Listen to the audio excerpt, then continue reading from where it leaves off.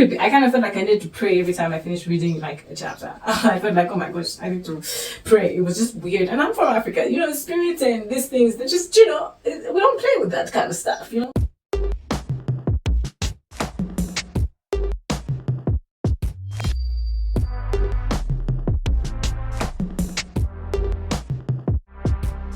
What's up, what's up? How are you doing? Chipago here. Welcome to Page by Pego. My book ranting corner on the internet. So I'm back with a short review. I always say it's a short review and then it's never a short review. Probably one of the creepiest book I've read this year. And this is Freshwater by Akweke Emezi. This was her debut novel. It's an old book. So I am late to the party. I know I'm late to the party. I think she's got like 10 books or more. So we follow the character named Ada in this book. Ada is a spirit child, or what you would call an Obanje. In Nigerian folklore, I think among the Igbo people, an Obanje is a spirit that reincarnates. It's an evil spirit that comes and goes, comes and torments the family, only to have either a miscarriage or the child dies and then they come back again. So basically the mother kind of like the spirit reincarnates into that family just simply for the joy of torment. It's an evil spirit. What else could it possibly do? So Adad turns out to be an Obanje. So technically the Obanje does what the Obanje do or does is that when it reincarnates in this child, it has what it calls I've forgotten, like some type of anchor. Forgotten what it's called. Oh my gosh, it's like some type of door. I've forgotten the name. I'll put the name somewhere here. But so it has like a door that it will keep. Normally it's like a rope or a stick or something, and normally it would hide that exit into like under a tree or somewhere around the yard of the family that receives a Obanje child, and then when they want to go back, they just kind of go through that same door and the child dies, and then they come back again and the child dies. So for this particular Obanje, they hid oh my gosh, I can't remember what it's called.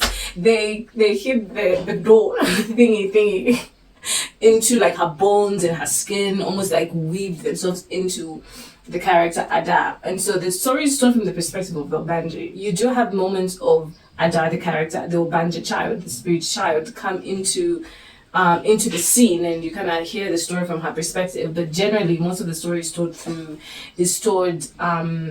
this Obanje spirit, and you follow Ada from birth all up until adolescence. She goes to school, she goes into uni, and I think she works or something at some point. So it's a very interesting book. It's very creepy, I think, because most of it is told, like I said, from the perspective of the Obanje, which, like I said, are evil spirits. So it's like hearing the story from the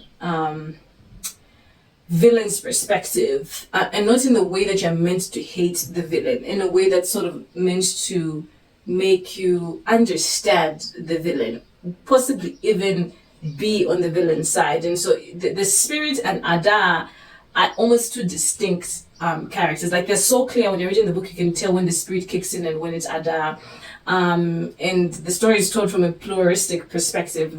They refer to Ada as the Ada. It's always like plural form in that sense. And it has very challenging topics. There's rape, physical abuse, just mental health. Lots of trigger warnings in this. Ada kind of goes into from the outside, it kind of looks like she's a normal child, but there's so many things that she's wrestling with, that she's processing, that she's going through, that she can't seem to reconcile. She kind of explores Christianity, and then she explores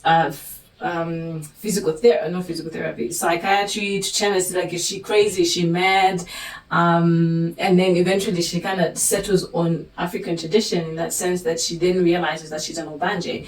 Akweke Emezi, actually Akweke itself means a python's egg, which is what the character is named also. So the book is almost autobiography.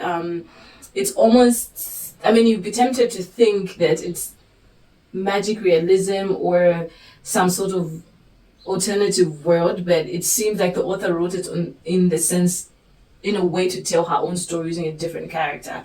So there's like different personalities in here. It's very hard to read, honestly. I'm not even gonna, it's not an easy read, but I think it's a worthwhile read because it stretches your mind, makes you think, but it's very uncomfortable if it's not something that you can stomach. Honestly, it's fine if you can't stomach it, don't. There's a lot of hard, uncomfortable things to read in here, but it's beautifully written. Weirdly enough, I know I sound like I'm contradicting myself, but like it's hard to explain how the author does such a beautiful thing telling such a complex story.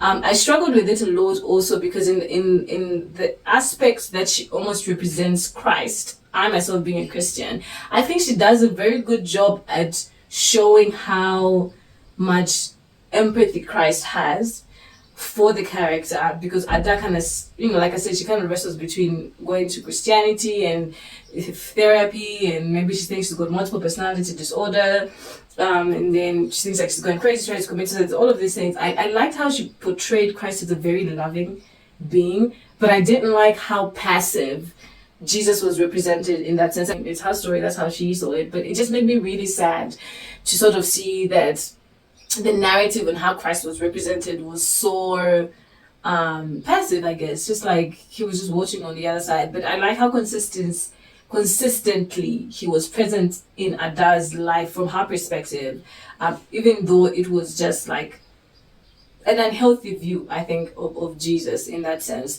I will give her credit that it makes you think about race, culture, identity in very interesting ways. Very different ways, and it's nice to step into someone else's world, I guess, and just be like, oh, I guess this is how you see it. I don't agree, but I can respect that maybe that's where you're coming from. But more so, it's really more focused on the evil spirit. That's the perspective. You can see how they influence her to make these terrible decisions or bad decisions, and they make justification for it. And she really, really wrestles and fights a lot with these spirits throughout the book. And it's a sad yet beautiful story, complex, and interesting. So it was really creepy. I don't know yet how I feel about it. I do think that you can appreciate the literature of a book, the style, the thought pattern, what's being done in the book, and what the author is trying to communicate in the book, and not necessarily like the book, right? And I feel like that's sort of where I'm at with this. I think that I get it when people say they love it. Like, I get it because in a certain sense I loved it. It's just so refreshing. It's so different. It's like, it makes your mind just like, it's so different. And part of the reason why I love to read books is just how they almost transport you to this other world, and she does that so well. I don't even like descriptive books, but like the description in here, just like, it was so good. I appreciated that. And yet somehow I still didn't like the book in a sense, right? Like, I liked it, but I didn't like it. Okay, so I don't know why I'm even reviewing it. I wanted to get that out. Like, I don't know, and I don't like it when I don't know.